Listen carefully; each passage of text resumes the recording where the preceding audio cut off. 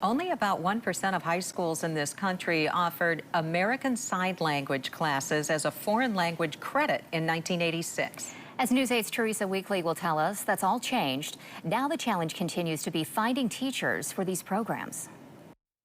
Northview High School is part of the Kent ISD, and it's one of many schools in the district that needs an ASL teacher. During Deaf Awareness Week, instructors hope to bring more attention to that issue. Gold. Some people are mixed. Students at Northview High School are used to learning with their eyes, ears, and their hands. Your shirt like button. The district is the regional hub for deaf and hard of hearing services for the Kent ISD. We offer it because it's the second most popular second language course we have. A number of students really enjoy it. It's very engaging when you're utilizing your hands to participate and learn in that regard. And it's been popular for a number of years. And how difficult is it to fill some of those instructor positions in your deaf and hard of hearing or ASL program? They are very challenging. They're unique roles. They're like finding a doctor or a nurse in a certain specific type of medicine. And to find an instructor who uses ASL as their first language, even more challenging. Northview High School has someone like that on staff now, Mr. Rowan O'Doherty. He loves teaching and does so here at the high school as well as at Grand Rapids Community College.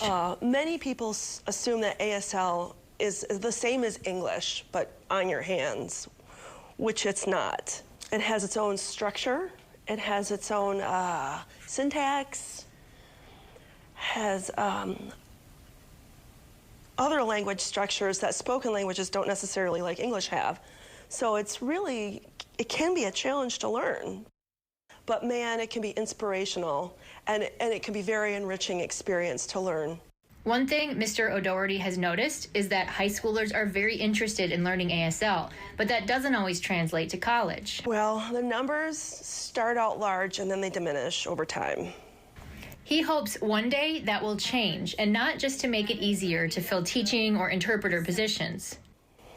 My dream, if it ever happens, that we become a bye-bye culture so that everyone would know English as well as ASL. So we would be bilingual as a nation. So that means I could go anywhere I wanted to go and not worry about communication issues. We have checked with Kent ISD to get some information on how many openings they have for these positions across the various schools. We also have information on the special requirements that are in place for ASL teachers versus deaf and hard of hearing teachers. You can read about that online now at woodtv.com. In Kent County, I'm Teresa Weekly, News 8.